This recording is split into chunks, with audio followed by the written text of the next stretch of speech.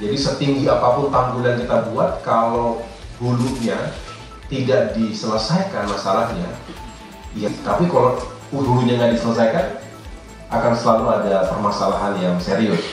Terjadinya banjir besar di Bekasi dan juga Jabodetabek lainnya. Dan di antara itu tentu ada kaitan langsung dengan pekerjaan infrastruktur. Tapi kita juga paham bahwa banyak sekali yang harus dilakukan bukan hanya di tingkat pusat tapi tingkat daerah. Oleh karena itu kita cari kebersamaan dan cari solusi bersama ini agar benar-benar efektif. Nanti saya berharap Pak Menko kita harus lakukan rakor berikutnya. Jadi kita undang semua pihak untuk mencari solusi yang lebih permanen. Kalau tadi disampaikan pintu air ada yang rusak, ini tolong dicek betul sejak kapan rusaknya dan apa yang harus dilakukan, begitu ya. Karena memang di saat-saat krisis tidak boleh ada malfunction, ada kerusakan di alat atau di infrastruktur yang benar-benar utama dan menentukan.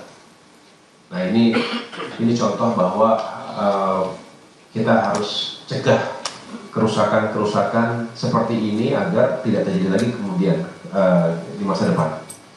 Kemudian tadi bicara juga pola tata guna. Jadi ini juga yang harus benar-benar serius Pak Menko, kita tata dengan baik Pak Wagub. Karena jangan sampai apa yang terjadi di kabupaten kota yang lain dampaknya ke kota Bekasi atau ke tempat-tempat yang lain. Kita tahu seringkali ada penyalah atau kesalahan atau ketidaksesuaian paling tidak penggunaan lahan atau ruang wilayah. Di sini saya ingin juga tentunya menghadirkan Kementerian ATR BPN untuk kita bedah bersama-sama. Bicara Bogor misalnya, bicara Puncak misalnya, coba dicek sekali lagi dan kita harus mengambil langkah-langkah yang tegas, karena kalau tidak ini akan berulang. Jadi setinggi apapun tanggul yang kita buat, kalau hulunya tidak diselesaikan masalahnya, ya, tapi kalau hulunya nggak diselesaikan, akan selalu ada permasalahan yang serius. Nah ini yang juga harus disesuaikan ke depan. Lalu, tapi juga tidak kemudian tadi saya dengar dari Dirjen bahwa tetap harus dilakukan penguatan dengan tanggul-tanggul di sekeliling Bekasi, dan Bapak Ibu kita sudah dengar semua, Bapak Presiden Prabowo Subianto juga sangat menginginkan hadirnya giant seawall itu sebetulnya untuk menjadi solusi yang jitu untuk mencegah banjir rob, penurunan atau land subsidence dan lain sebagainya. Karena ini sepertinya numpuk semua dari atas, ya kan, kemudian banjir rob begitu, jadi semuanya terjadi dalam saat yang bersamaan sehingga terjadi banjir yang lebih parah dibandingkan tahun-tahun sebelumnya. Embung-embung untuk menampung air ini juga perlu dihitung lagi, Ibu Dirjen dibantu menghitung di mana berapa jumlahnya, kapasitasnya dan lain-lain, termasuk polder-polder yang harus disiapkan juga. Sekali lagi jangan sampai nanti tidak dihitung dengan cermat, sehingga kalau ada solusi itu jangan tanggung-tanggung. Menurut saya harus sesuai benar dengan prediksi dan kapasitas yang dibutuhkan. Yang lain-lain saya rasa saya sangat mengapresiasi Kepala BNPB dan Bapak Ibu semua, Pak Menko. Tanggap darurat saya rasa ini sudah dijalankan dengan baik, cekatan, evakuasi dapur umum, kemudian tentunya infrastruktur pendukung, listrik, penerangan dan lain sebagainya.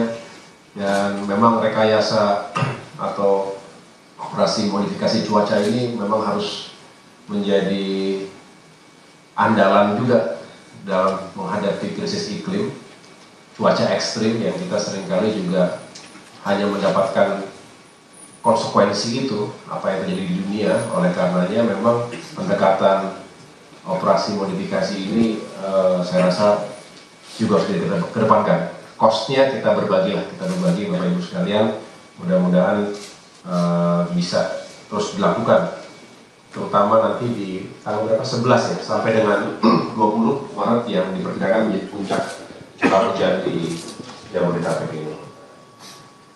Untuk sekolah-sekolah tadi Pak Mendik Dasmen ada lebih dari 114